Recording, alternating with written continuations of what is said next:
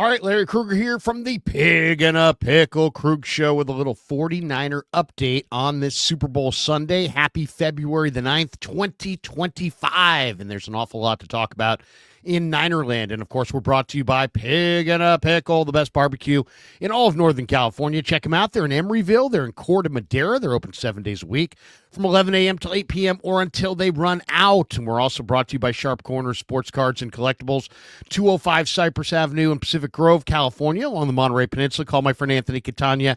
He's at 831-521-5264. And this video is brought to you by our sponsor, Aura. And we'll have a word from Aura before we get out of here. All right, a lot of talk on Super Bowl Sunday about surrounding the 49ers. As we all awoke to the same tweets from Adam Schefter, the 49ers have granted Debo Samuel and his agent Tory Dandy permission to find a trade partner for the wide receiver. Debo Samuel told this to ESPN. This comes after Debo asked the Niners to trade him during the players' exit meetings at the end of the year. The quote was, "It was a hard conversation to have with Kyle because of the relationship that we have," Samuel said today, "but I have to do what's best. I'm more than thankful for the Niners giving me the opportunity of a lifetime, but now I think it's best that we find another team." So, very interesting. That obviously one of the biggest stories of the day today. The Niners are now facing significant salary cap decisions, and you know that while this is going on, there are other stories also breaking. Bleacher Report, Diana Rossini, Bleacher Report had this this is from Diana Rossini from The Athletic. She says the 49ers have reportedly opened contract negotiations with representatives for quarterback Brock Purdy, that being Kyle Strongman of Nashville, and are aiming to have a deal completed soon. Now, here's the thing. I talked about both these stories in our live stream on Saturday with John Chapman, and I talked about how I kind of think that the deadline for the 49ers to get a Brock Purdy deal done is actually far sooner than people think. It's not training camp. It's not the draft. It's March 12th. That's the beginning of free agency. If the 49ers are going to replace Debo Samuel or sign any significant free agents in this cycle, they're most likely going to have to get that contract with Purdy either finalized or at least the parameters pretty well ironed out before free agency kicks off on March the 12th, and maybe even a significant number of days before free agency kicks off. So the Niners may have a let's get it done by March 1st kind of approach here, which it makes sense to me. Why? Because it's your quarterback. You know you want to pay him. He knows he wants to get paid. It's just a matter of can you hammer out a deal, and also you want to be a player in free agency. You rolled over $50 million of cap room, partially earmarked for Purdy, but a lot of that's earmarked as well for whatever you're going to do in free agency. And when you look at this draft, it's not a great draft for wide receivers. So we'll talk about it in just a second here, but it's not a great draft for wide receivers. So to me, the whole Debo and Purdy news on Super Bowl Sunday are both kind of tied. They're kind of tied together. One, I think the Niners would love to get the Purdy deal done, as I said, by the beginning of free agency, or even by maybe March 1st, a week or so prior to free agency, so they can map out whatever else they want to do via trade or free agency. Now, if they are going to move off Debo, that then brings up another debate question, which is when, how, for what, and who replaces him. Let's talk about the when. You know, there's a lot of different speculation out there about when exactly this will get done and what the deadline is to move Debo. Our friend David Lombardi has put out, he said the date to watch is March 22nd. Debo has a $15.4 million option bonus due on March the 22nd. Dave says one would assume the 49ers would want to make a decision before that triggers. Okay, that's possible. But then there's also the, pre-June 1st cap hit versus the post-June 1st cap hit. So there's different, there's different angles as far as when is this going to get down. As far as what is coming back, if you're a 49er fan, I know you're probably thinking of Deebo as a star, but don't expect a star return in a trade. It's just not going to happen with the kind of money that he's making and where he's at in his career. I would be shocked if the 49ers got anything higher than a fifth-round draft choice. So even a fourth-round pick would be a shocker to me. Anything on day 2 would be an overpay by dramatic proportions, in my opinion.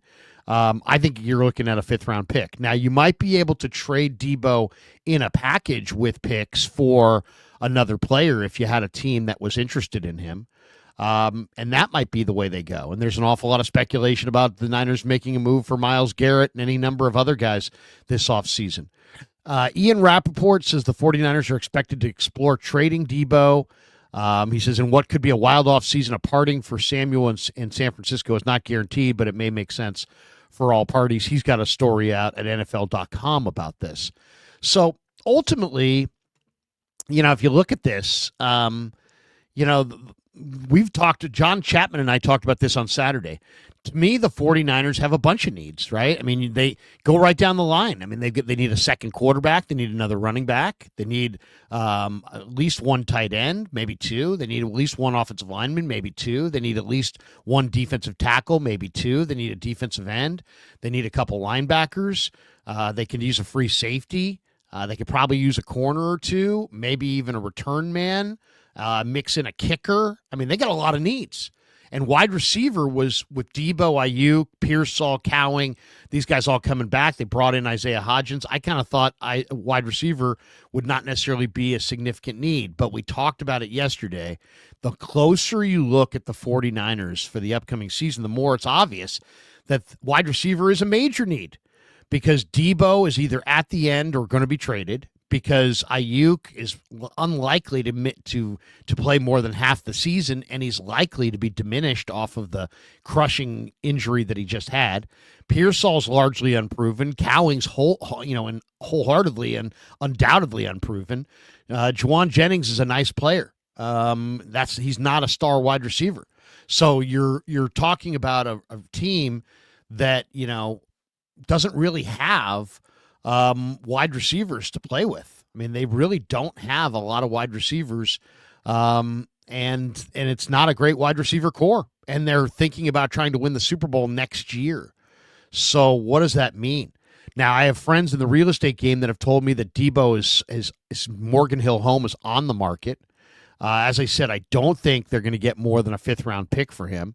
What was obvious to me is in the Miami game late in the year, he seemed to be auditioning for Mike McDaniel. Now, many players who are headed towards free agency want to go to Miami. Miami's, warm weather, beaches, incredible nightlife. I mean, there's a lot to love about Miami, Florida. And I think a lot of players, really covet the idea of being there. Could the Niners flip him in a larger package for Tyreek Hill? I don't think it's likely, but I will say this. Tyreek Hill is exactly the type of dynamic speed receiver that would complement the 49ers' other receivers and would make a whole lot of sense. I don't know if the deal could be done. I don't know if that's going to work on the Niners' cap, but Tyreek Hill undoubtedly is the type of receiver that the 49ers need. Now, if the Niners do trade Debo Samuel, I think it's probably going to be after the draft, but we'll see. It could be before the draft. Either way, they badly need to add a wide receiver to this room. And I kind of just outlined why. Ayuk's probably done half the year. He's probably going to be diminished. The other guys aren't good enough. So who's out there? There's a lot of talk out of New York that Garrett Wilson is available in a trade. He would be my number one target. Why? Because he's a great route runner and he runs in the 4.3s and his best football's still coming. You're going to have to pay a significant amount draft capital-wise for Garrett Wilson, but it's worth it, especially in a year where the draft doesn't look great at wide receiver. Tyreek Hill potentially could be out there in a trade. T. Higgins is a free agent, and there was some talk that the Niners might be I think it was Michael Lombardi who said at the Senior Bowl, watch for the Niners to be a sleeper player in the T. Higgins free agent pursuit. Well, if that's the case, it makes all the sense in the world that they would get the Purdy done in early March, and it would also make sense that that Deebo wants to trade. So that kind of falls in line. There's Darius Slayton in free agency. If you couldn't get T. Higgins, who's also big, strong, fast, not as accomplished as T. Higgins, but definitely is an NFL receiver of note. There's a lot of talk about Devontae Adams wanting to be on the West Coast. Could the Niners somehow wind up with Adams if he winds up being cut free? In the draft, it's one of the worst free wide receiver drafts in recent memory. I'll give you the guys that I like. Tez Johnson, the tiny Oregon slot receiver. He was unguardable in Mobile. He's also one hit away from the end of his career. He's 155 pounds, but man, this guy is dynamic. To me, the best receiver in the draft, without a doubt, is Trey Harris, the Ole Miss wide receiver. He's really special. He's probably going to go early round 2 and could be there on the board for the Niners when they pick in the 40s. As far as day 3 sleeper wide receivers, I'll give you some names. Savion Williams from TCU, who played Wildcat quarterback. He's 6'3", 225. We'll see what he runs in Indy. If he runs really well, he may not be there on day 3. Ricky White III from UNLV, kind of small, kind of lean, but he's a hell of a player.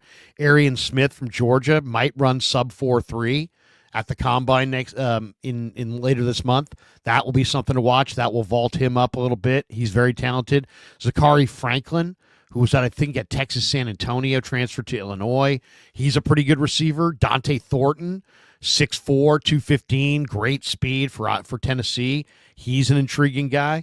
I was very impressed by Efton Chisholm III, the tiny little Eastern Washington receiver. But, man, he looked good. And then I'll give you 3 more names. Kanata Mumfield from Pitt. Mario Williams, who started at USC, transferred to Tulane. Really good slot receiver. And I'll tell you, one of the most underrated receivers in the draft is Xavier Restrepo from Miami. He's got great ball skills. Now, they're saying he's day 2. I don't think he's worthy of day 2. But if he falls to day 3 and that he's there in the 4th or 5th round, Restrepo would be a phenomenal pick. But it's official, guys. Add wide receiver to the Niners' endless list of needs. Offensive tackle, defensive end, linebacker, free safety, cornerback, place kicker, number 2 quarterback, running back, tight end, offensive tackle, center. Oh, yeah, and wide receiver.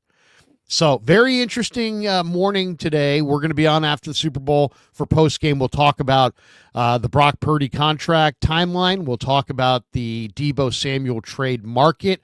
We'll talk about the options that are available in trade, in free agency, in the draft. It's all coming up after Super Bowl 59. Thanks for supporting the Krug Show. Thanks to Pig and a Pickle. Thanks to Sharp Corners. And now a word from our sponsor of today's video, a word from Aura. Have you ever typed your name on the internet and seen all of your private information is online? Are you tired of receiving tons of spam calls from random numbers? Are you receiving more and more of these as time has gone on? Well, that's where Aura, the sponsor of today's show, can really help you out. Data brokers sell your information to scammers and spammers and anyone else who may want to target you. Your full name, your email, your home address, all your records, your health records, who your relatives are. It's all out there.